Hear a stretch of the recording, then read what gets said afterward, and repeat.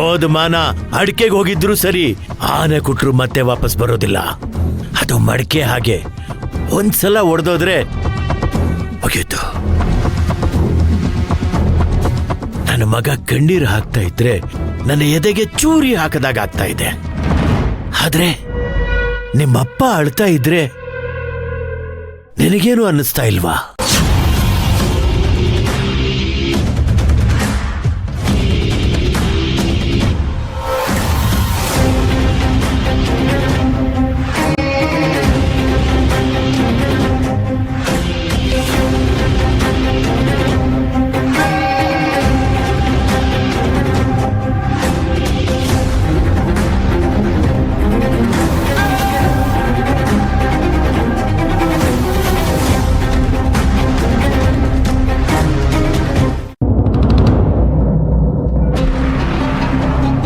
ಗೋಪಾಲ, ನಾವ್ ಯಾರಿಗೋಸ್ಕರ ಕಾಯ್ತಿದೀವಿ?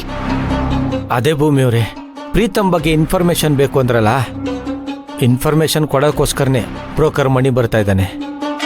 ಟೈಮಿಗೆ ಸರಿಯಾಗಿ ಬರ್ತೀನಿ ಅಂದ, ಆದ್ರೆ ಇಷ್ಟೊತ್ತಾದ್ರೂ ಯಾಕೆ ಬಂದಿಲ್ಲ? ಗೋಪಾಲ, ಯಾಕೆ ಮಣಿ ಲೇಟು? ಅದು ನೀನು ಹೇಳಿರೋ ಕೆಲಸ ಮುಗಿಸ್ಕೊಂಬರೋಕ್ಕೆ ಸ್ವಲ್ಪ ಲೇಟ್ ಆಯಿತು. ಮಣಿಯವರೇ, ಪ್ರೀತಮ್ ಬಗ್ಗೆ ನಿಮ್ಗೇನಾದ್ರೂ ವಿಷಯ ಗೊತ್ತಾಯ್ತಾ? ಅವನ ಬಗ್ಗೆ ಎಲ್ಲ ಕಡೆ ವಿಚಾರಿಸಿ ನೋಡಿದೆ. ಅವನು ತುಂಬ ಒಳ್ಳೆಯವನು, ನೀವು ತಿಳ್ಕೊಂಡಿರೋ ಹಾಗೆ ಕೆಟ್ಟವನಲ್ಲ.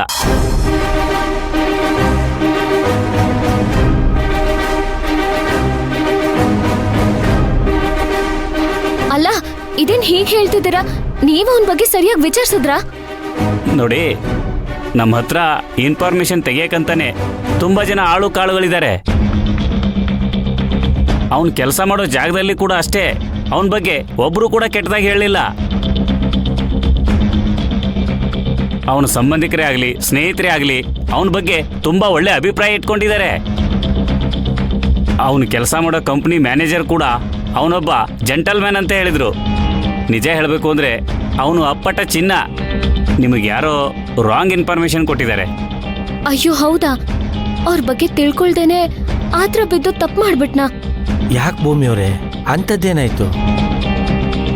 ಗೋಪಾಲ, ಅವತ್ ರಾತ್ರಿ ನೀನ್ ರೆಸಾರ್ಟಿಗೆ ಬರೋಕ್ಕಿಂತ ಮುಂಚೆ ಆ ಪ್ರೀತಮ್ ನನ್ ಜೊತೆ ಮಿಸ್ಬಿಹೇವ್ ಮಾಡಕ್ಕೆ ಅಂತ ಬಂದ. ಸಾರಿ, ಮಿಸ್ಬಿಹೇವ್ ಮಾಡಕ್ ಹೋಗ್ತಾ ಇದ್ನೋ ಇಲ್ಲ ನಾನೇ ತಪ್ಪು ತಿಳ್ಕೊಂಡು ಗೊತ್ತಾಗ್ತಾ ಇಲ್ಲ. ಆದ್ರೆ ಅವತ್ತು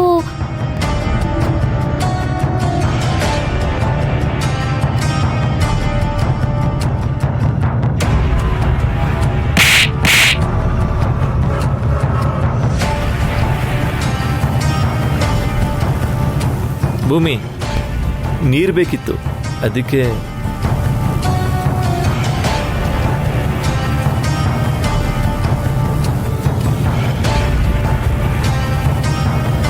ಭೂಮಿಯವ್ರೆ, ಗೋಪಾಲ, ಛೇ, ಎಂತ ತಪ್ಪು ಮಾಡ್ಬಿಟ್ರಿ ಭೂಮಿಯವ್ರೆ.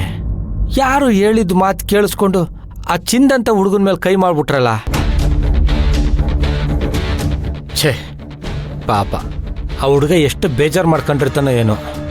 ಈಗೇನ್ ಮಾಡೋದು ಗೋಪಾಲ? ತಿಳಿದೆ ಈ ತಪ್ಪು ಮಾಡ್ಬಿಟ್ಟೆ. ಈಗ ನಾನು ಅವ್ರಿಗೆ ಹೇಗ್ ಮುಖ ತೋರಿಸ್ಬೇಕು ಗೊತ್ತಾಗ್ತಾ ಇಲ್ಲ.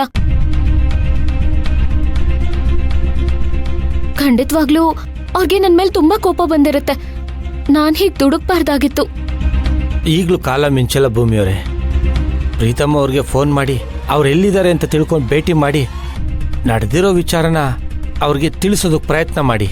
ಆಗ ಅವರು ಅರ್ಥ ಮಾಡ್ಕೊಂಡು ನಿಮ್ಮನ್ನು ಕ್ಷಮಿಸ್ತಾರೆ. ಹೇಗೂ ಇವನು ಜೆಂಟ್ಲ್ಮ್ಯಾನ್ ಅಂತ ಹೇಳಿದಾನಲ್ವಾ, ಫೋನ್ ಮಾಡಿ ಭೂಮಿಯವರೇ. ಅಯ್ಯೋ ಗೋಪಾಲ, ನಾನೇನು ಅಂತ ಅವ್ರ ಹತ್ರ ಮಾತಾಡ್ಲಿ? ನಾನ್ ಮಾಡಿರೋ ಕೆಲ್ಸ ನೆನೆಸ್ಕೊತಾ ಇದ್ರೆ ನನಗೆ ಮುಜುಗರ ಆಗ್ತಿದೆ. ಏನ್ ಭೂಮಿಯವ್ರಿ ಹೀಗೆ ಹೇಳ್ಬಿಟ್ರಿ? ನಿಮಗೆ ನಾನು ಧೈರ್ಯ ಹೇಳ್ಬೇಕಾ? ನೋಡಿ, ಈ ವಿಚಾರನ ನೀವು ತಡ ಮಾಡಿದಷ್ಟು ಮುಂದೆ ನಿಮಗೆ ತೊಂದರೆ ಆಗುತ್ತೆ. ಎಂತ ಒಳ್ಳೆ ಜೀವನ ಸಿಗ್ತಾ ಇದೆ, ನೀವೇ ಅದನ್ನು ನಿಮ್ಮ ಕೈಯಾರ ಹಾಳು ಮಾಡ್ಕೋತಾ ಇದ್ದೀರಾ. ಯೋಚನೆ ಮಾಡಿ ಒಂದೊಳ್ಳೆ ನಿರ್ಧಾರಕ್ಕೆ ಬನ್ನಿ ಭೂಮಿಯವರೇ.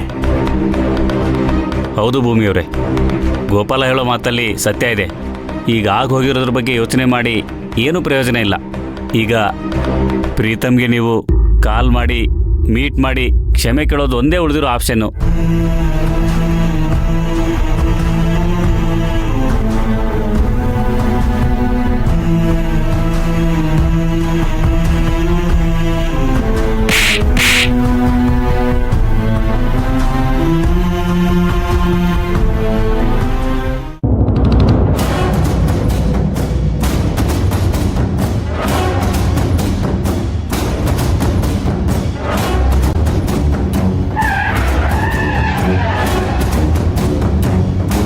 ರೀ, ಬೆಳಿಗ್ಗೆಯಿಂದನೂ ನೋಡ್ತಾನೆ ಇದ್ದೀರಾ ಇಬ್ರು. ಏನಾದ್ರೂ ಕೆಲ್ಸಕ್ಕೆ ಬಂತಾ? ಲೇ ನಾಗು, ಇದೇನು 5-6 ವರ್ಷಗಳ ಇತಿಹಾಸನೇನೆ? 300 ವರ್ಷಗಳ ಹಿಂದಿನ ದಾಖಲೆಗಳು. ಸ್ವಲ್ಪ ಹೆಚ್ಚು ಕಮ್ಮಿ ಆದ್ರೂ ಇನ್ಫಾರ್ಮೇಶನ್ ಎಲ್ಲೆಲ್ಗೋ ಹೊರಟೋಗುತ್ತೆ. ಸುಮ್ಮನೆ ಕೂತ್ಕೊಳ್ಳೆ ಮೊದ್ದು ಮಣಿ. ಸುರ್ಬಿ, ಏ ಸುರ್ಬಿ, ಎಲ್ಲ ಇದ್ಯಾ? ಬಾರ ಇಲ್ಲಿ. ಶಿವಾನಿ, ಏನಾಯ್ತು? ಮೊದ್ಲು ಅವಳನ್ನ ಕರೀರಿ, ಆಮೇಲೆ ಹೇಳ್ತೀನಿ. ಯಾಕಮ್ಮ ಇಷ್ಟು ಕೋಪದಲ್ಲಿ ಇದೀಯಾ ನೀನು? ಸಾಕ್ ಸುಮ್ನಿರಿ ಚಿಕ್ಕಪ್ಪ. ಮಾಡೋದೆಲ್ಲ ಮಾಡ್ಬಿಟ್ಟು ಇವಾಗೇನು ಗೊತ್ತಿಲ್ಲದಿರೋ ತರ ನಾಟಕ ಆಡ್ಬೇಡಿ. ನಮ್ಮಪ್ಪ ನಿಮಗೇನು ಅನ್ಯಾಯ ಮಾಡಿದ್ರು ಅಂತ ಅವ್ರಿಗೆ ಈ ರೀತಿ ಅವಮಾನ ಮಾಡಿ ಕಳ್ಸಿದೀರಾ? ಓ, ಇದ ವಿಷಯ? ಓ, ಇದಾ ವಿಷಯ ಅಂತ ಸರ್ವೇ ಸಾಮಾನ್ಯವಾಗಿ ಹೇಳ್ತಿದ್ದೀರಲ್ಲ, ನಾಚಿಕೆ ಆಗಲ್ವಾ ನಿಮಗೆ?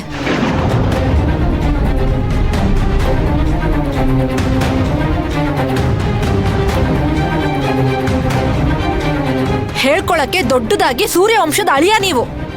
ಭಾವನ ಹತ್ರ ಇರೋ 1% ಒಳ್ಳೆ ಗುಣನು ನಿಮ್ಮ ಹತ್ರ ಇಲ್ವಲ್ಲ? ಏಯ್ ಶಿವಾನಿ,